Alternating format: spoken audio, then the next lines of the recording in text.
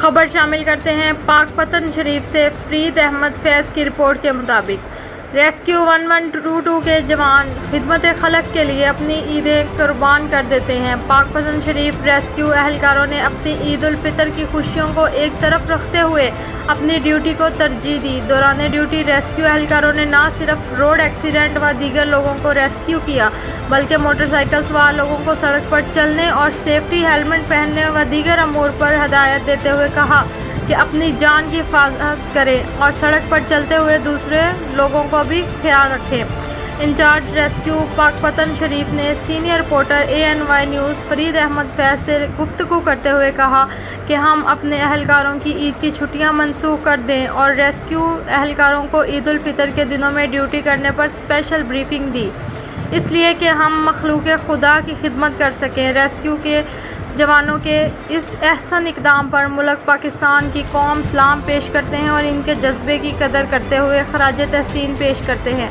अल्लाह पाक मुल्क पाकिस्तान पर अपनी ख़ास रहमत का नज़ूल फरमाए।